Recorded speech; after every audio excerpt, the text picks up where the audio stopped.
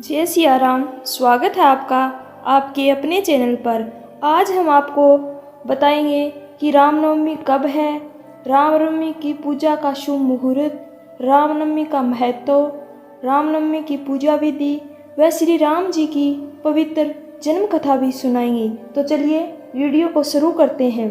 भक्तों, चैत्र नवरात्रि की 9वीं तिथि पर भगवान श्री विष्णु के 7वें अवतार मर्यादा पुरुषोत्तम प्रभु श्री राम ने अयोध्या के राजा दशरथ के घर जन्म लिया था। देश भर में इस दिन को भगवान राम के जन्म दिवस के रूप में बेहद उत्साह के साथ मनाया जाता है।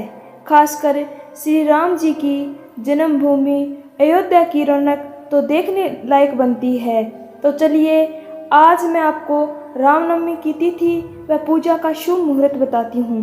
रामनवमी की तिथि 2023 में 30 मार्च गुरुवार को मनाई जाएगी।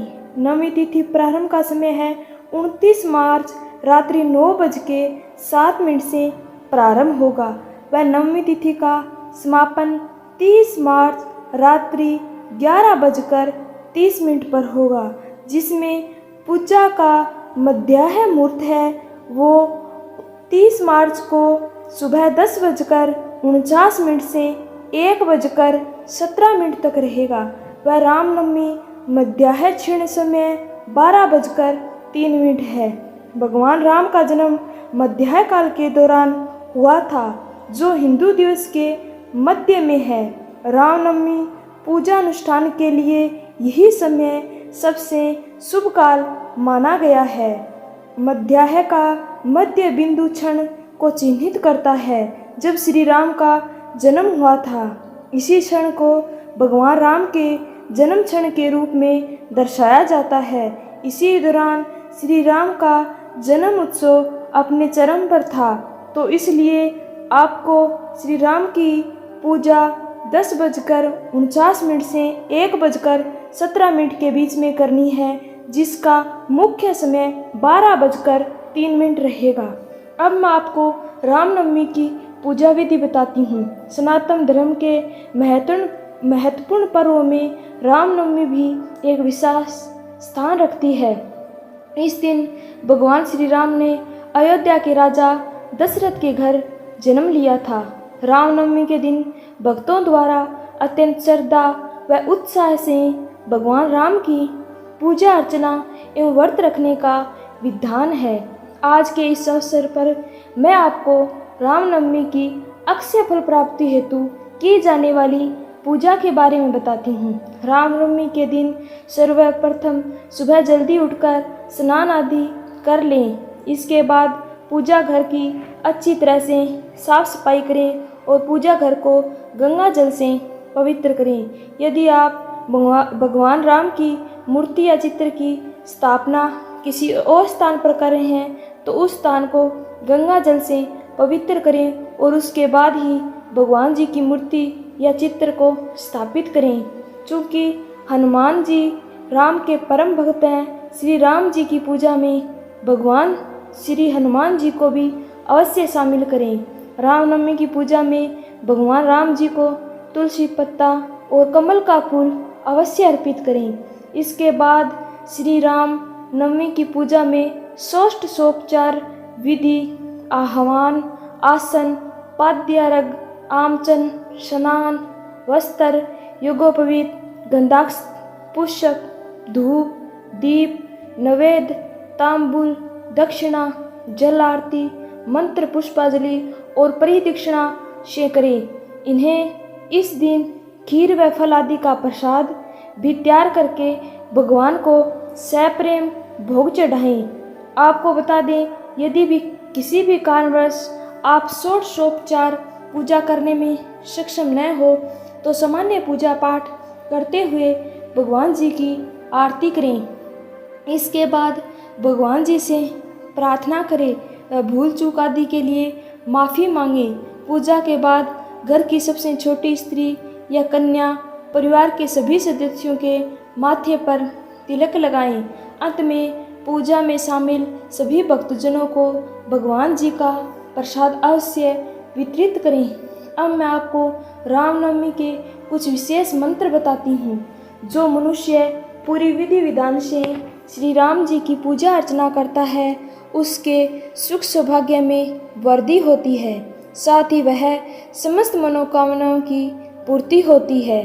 पूजा के दौरान यदि आप इन मंत्रों का जाप करेंगे तो भगवान राम का ध्यान आपकी ओर निश्चित ही होगा और आपकी पूजा से प्रसन्न होकर श्री राम अपना आशीर्वाद अवश्य आपको प्रदान करेंगे, जिसमें राम का पहला राम मूल मंत्र है ओम श्री रामाय नमः। मंत्र का लाभ है, इस मंत्र का लाभ आरोग्य एवं आर्थिक संपदा प्रदान करता है, साथ ही व्यक्ति को ग्रह क्लेश से मुक्ति मिलती है। इसलिए आपको रामनवमी के दिन इस मंत्र का उच्चारण अवश्य करना चाहिए।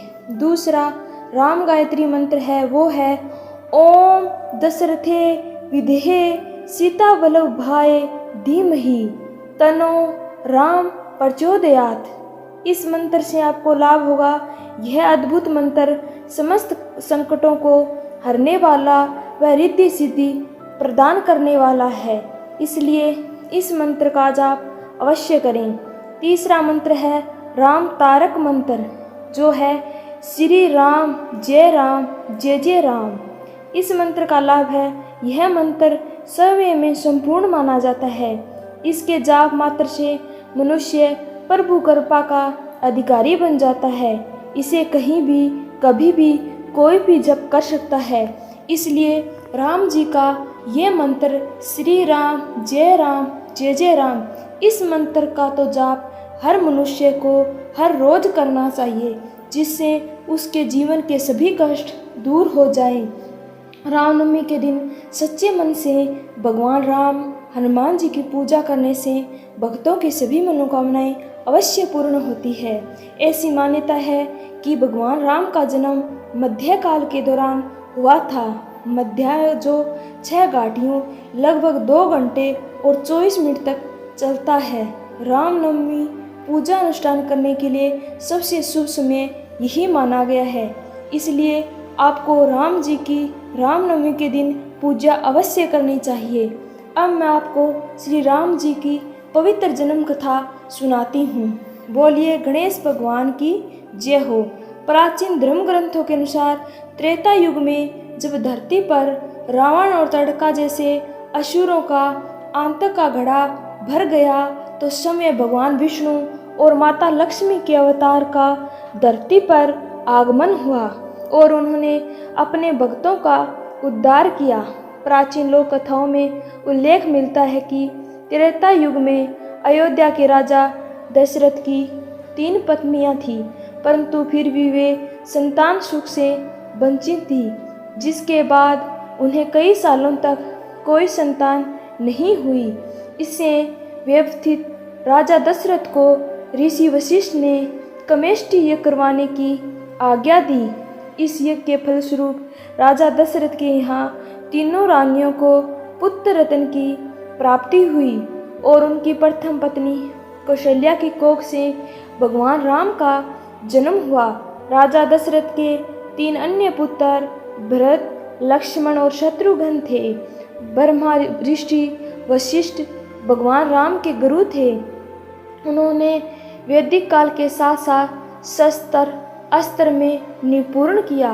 ब्रह्मा ऋषि विश्वामित्र ने ही राम को शस्त्र विद्या दी और उन्हीं के मार्गदर्शन में राम ने ताड़कावध एवं अहिल्या का उद्धार किया और सीता स्वयंवर में हिस्सा लिया और धरती की कोख से प्रकट हुई जनक पुत्री सीता से विवाह किया।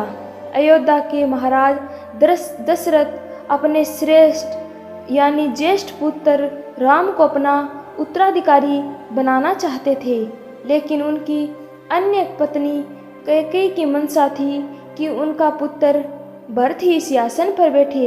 इसलिए उन्होंने राजा दशरथ से अपने 2 वरदान, पहला वरदान जिनका वचन राजा दशरथ ने दिया, जबकि युद्ध के दौरान रानी कैकेयी ने राजा दशरथ के प्राणों की रक्षा के हेतु मांगे थे, जिसमें उन्होंने भरत का राज्याभिषेक और राम के लिए वनवास मांगा और इस तरह राम को 14 वर्षों का वनवास मिला। इस वनवास में सीता एवं भाई लक्ष्मण ने भी अपने भाई के साथ जाना स्वीकार किया। साथ ही भरत ने भी मातृ प्रेम को सर्वोपरि रखा और एक वनवासी की तरह ही 14 वर्षों तक अयोध्या को अमानत के रूप में स्वीकार किया। भगवान श्री राम ने सैकड़ों असुरों का संहार किया। शायद कैकेयी के वचन केवल आधार थे, क्योंकि नीति कुछ इस प्रकार की थी। भगवान राम ने अपने वनवास काल में हनुमान जैसे सेवक, सुग्रीव जैसे मित्रों को पाया। नियति ने सीता अपहरण को निमित्त बनाकर रावण का संहार किया। सीता जन्म का उद्देश्य ही रावण का संहार था, जिसे श्री राम ने पूरा कर मनुष्य जाति का उद्धार किया था। भगवान श्री राम ने वनवास काल पूरा किया और भरत ने अपने बड़े भाई को अयोध्या का राजपाट सौंपा। मर्यादा पुरुषोत्तम श्री राम ने एक ऐसे राम राज्य की स्थापना की जिसे सदैव आदर्श के रूप में देखा गया। राम ने प्रजा हित के लिए सीता का परित्याग किया। अपने दिए गए कर्तव्यों के लिए उन्होंने स्वयं हित को द्वितीय स्थान दिया और इस तरह राम राज्य की स्थापना की। सीता ने प्रजा हित के लिए राजपाट का त्याग किया और अपना जीवन वाल्मीकि आश्रम में व्यतीत किया। इस दौरान सीता ने 2 पुत्रों को जन्म दिया, जिनका नाम लव कुश था। यह दोनों ही पिता के समान तेजस्वी थे। इन्हीं के हाथों राम ने अपने राज्य को सौंपा और स्वयं ने अपने विष्णु अवतार को धारण कर अपने मानव जीवन को छोड़ दिया। तो बोलिए जय श्री राम। अगर आपको हमारा ये वीडियो अच्छा लगा हो तो कमेंट बॉक्स में जय श्री राम अवश्य लिखना, और यदि चैनल पर पहली बार आए हैं तो चैनल को सब्सक्राइब करना ना भूलें। धन्यवाद।